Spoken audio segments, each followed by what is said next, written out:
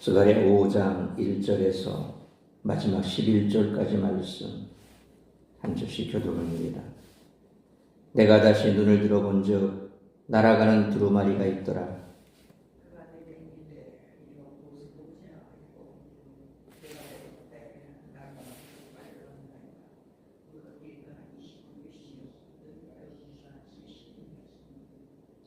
그가 내게 이르되 이는 온 땅 위에 내리는 저주라.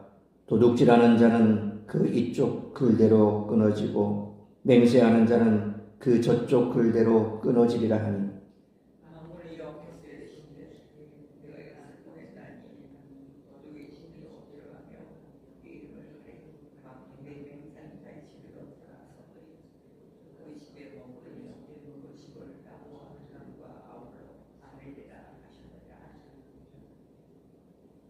내게 말하던 천사가 나와서 내게 이르되 너는 눈을 들어 나오는 이것이 무엇인가 보라 하기로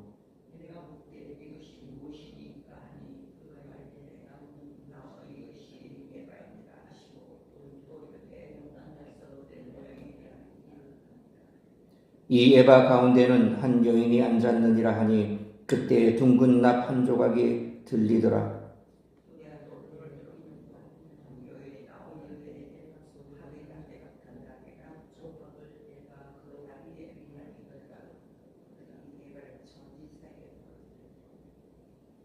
내가 또 눈을 들어본 즉 두 여인이 나오는데 학의 날개 같은 날개가 있고 그 날개에 바람이 있더라. 그들이 그 에바를 천지 사이에 들었기로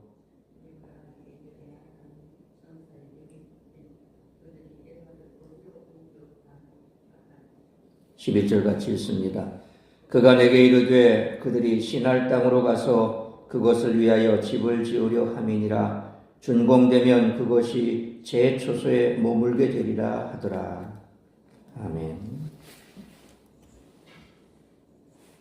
오늘 본문 1절로 4절은 스가랴가 주전 519년 2월 15일 한밤중에 체험한 8개 환상 중 6번째 환상이고 5절로 마지막 11절은 7번째 환상입니다. 두 환상 모두 언약 공동체의 악 제거라는 주제를 다룹니다.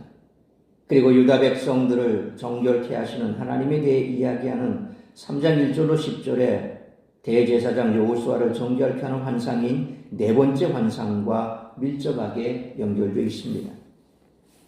오늘 본문의 6번째 환상과 7번째 환상이 묘사하는 정화 과정을 통해 언약 백성의 땅은 앞선 환상들이 예고한 회복과 번영의 시기를 맞이할 준비가 됩니다. 오늘 본문에서 거룩하신 하나님은 죄가 이야기하는 저주의 위험성을 말씀하십니다. 그리고 장차 언약 공동체 안에 있는 죄악을 완전히 제거하실 것임을 약속하십니다.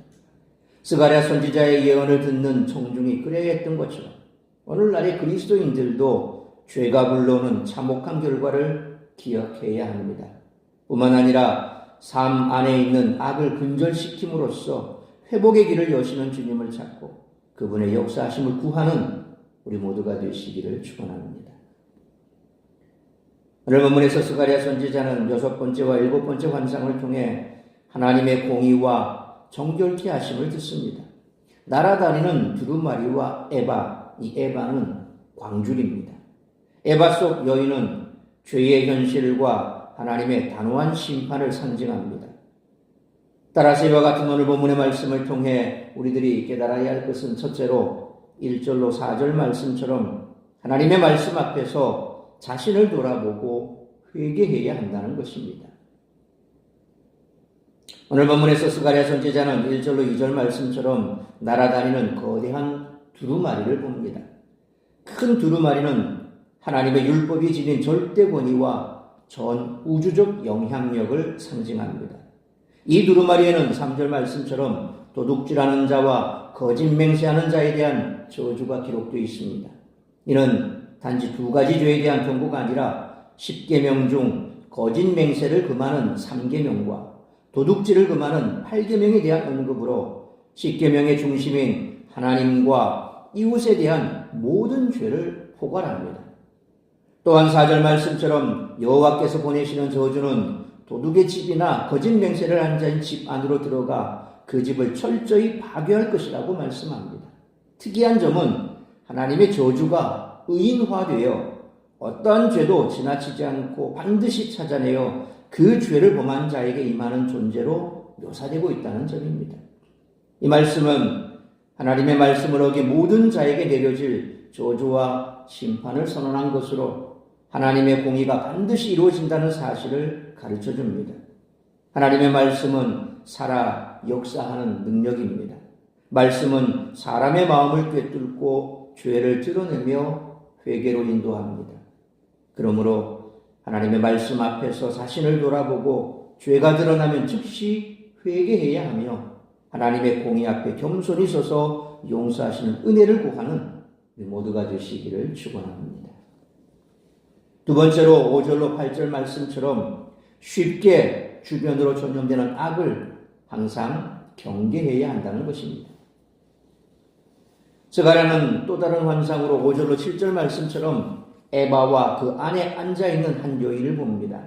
에바는 마른 곡식을 측량하는 도구로서 일종의 바구니입니다.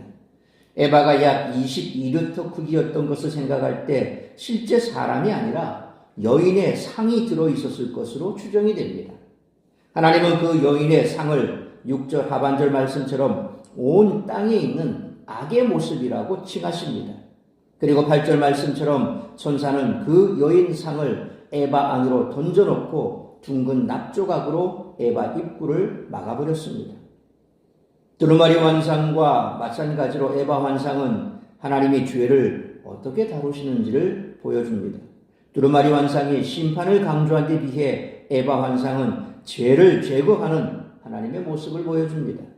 에바는 아모스 8장 5절에 에바를 작게 하고 세계를 크게 하여 거짓 저울로 속이며 라는 말씀을 연상시킵니다. 이스라엘 백성 중에는 정확한 에바를 쓰지 않고 이웃을 속여 부당한 이익을 취하려는 자들이 있었습니다. 온 땅에 그런 죄가 만연했습니다. 여인의 상은 사회 부도덕상의 범죄가 의인화된 것으로 보입니다. 하나님은 이를 악이라고 부르시고 나부로 밀봉하셨습니다. 우리는 악의 본성이 무엇인지 분명히 알아야 합니다. 하나님의 뜻이 엄정한데도 자기 마음대로 선악의 기준을 정하고 기분과 상황에 따라 매사를 판단하는 것이 악입니다. 본문으로 기록된 에바가 그러한 악을 상징합니다. 하나님은 속이는 도량형 저울 추를 미워하십니다. 이웃에게 해를 끼치기 때문에 그렇죠. 죄악을 제거하는 일은 생각만큼 쉽지 않습니다. 본문에는 악이 여인으로 의인화되어 있습니다. 그런데 이 악이 에바 속에 가만히 있지 않고 자꾸 밖으로 나오려고 합니다. 하나님의 에바 입구에 납뚜껑을 덮은 이유가 바로 이 때문입니다. 그러므로 데살로니가전서 5장 22절에 악은 어떤 모양이라도 버리라는 말씀처럼 악은 전염성이 매우 강하기 때문에 더욱 깨어 악을 가까이 하지 않도록 경계하는 우리 모두가 되시기를 축원합니다. 세 번째로 9절로 마지막 11절 말씀처럼 거룩한 백성은 더러운 죄악을 멀리해야 한다는 것입니다. 에바 환상이 계속 이어집니다. 9절로 11절 말씀처럼 두 여인이 나와 이 에바를 시날 땅으로 옮깁니다. 죄악은 약속의 땅에서 제거되어 우상 숭배의 본산이라고 할 수 있는 시날 땅 곧 바벨론이 위치하는 곳으로 옮겨집니다. 이를 문자적으로 해석해서는 안 됩니다. 스가랴서는 이스라엘을 포함한 온 세상을 대상으로 저주와 구원을 선포하기 때문입니다. 두루마리 환상이 저주에 집중한 것에 비해 에바 환상은 땅을 종화하기 위해 하나님이 악을 제거하시는 모습을 보여줍니다. 에바 입구를 납뚜껑으로 덮은 것으로 보아 여인의 상이 밖으로 나오려고 했던 것 같습니다. 에바에 담긴 여인으로 의인화된 악은 두 여인에게 들려 시날 땅으로 옮겨집니다. 시날은 바벨탑을 세운 곳이자 바벨론이 있는 땅입니다. 악을 옮기는 여인들이 하나님의 천사인지 악의 시종인지는 확실치 않지만 이들이 하나님의 권세 아래 있는 것은 분명합니다. 이제 죄악은 더 이상 하나님의 거룩한 땅에 자리 잡을 수 없으며 바벨론 땅에서 세력을 확정하려고 할 것입니다. 본문의 바벨론의 심판을 의미하는 그런 내용은 결코 아닙니다. 본문의 초점은 하나님이 죄악을 제거하시는 데 있다는 것이죠. 하나님이 약속하신 땅에 죄악이 있어서는 결코 안 됩니다. 하나님이 택하신 거룩한 백성인 성도는 악이라면 그 모양이라도 버리고 멀리해야 합니다. 본문에서 하나님이 악이 들어있는 에바를 신할 땅으로 옮긴 것에 주목해야 합니다. 불신자들은 죄로 얼룩진 땅에서 거리낌 없이 살아가지만 하나님의 백성은 그들이 당연시하는 죄를 피하고 멀리해야 합니다. 세상 사람들이 다 죄를 짓는다고 해서 우리까지 하나님의 뜻을 거스르며 살아서는 결코 안 된다는 것입니다. 이것이 바로 하나님의 백성, 기독교인의 자세라는 것입니다. 세상이 그러니 뭐 별 수 있겠어? 우리라고 달라져야 되겠어? 이런 마음은 버리라는 겁니다. 세상이 어떤 모습으로 변해가든지 세상이 어떻게 흘러가든지 우리 그리스도인들은 세상의 시류를 거슬러 갈 수 있는 용기가 있어야 됩니다. 그래야 세상 속에서 우리의 정체성을 지켜나갈 수 있습니다. 참으로 힘들고 고단한 일입니다. 예수 바로 믿는다는 것은 이만큼 힘듭니다. 다 모두가 속이는 저울수를 가지고 그렇게 장사해서 이득을 챙기는 그런 세상 속에서 정직하게 산다는 것이 얼마나 힘듭니까? 그러나 우리는 그렇게 살아야 된다는 것입니다. 그런 우리의 모습을 보고 너만 잘났냐? 너만 그렇게 독불장군이냐? 너 혼자 그렇게 한다고 세상이 달라지냐? 온갖 비난이 있습니다. 그런데 그럼에도 불구하고 그 비난을 마주할 용기가 있어야 됩니다.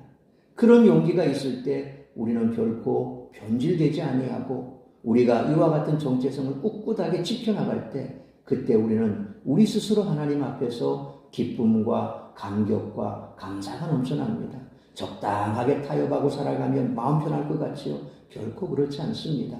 오히려 이와 같은 세상의 질타와 따가운 시선 속에서도 믿음을 지켜나갈 때 그때 우리는 희열을 느낍니다.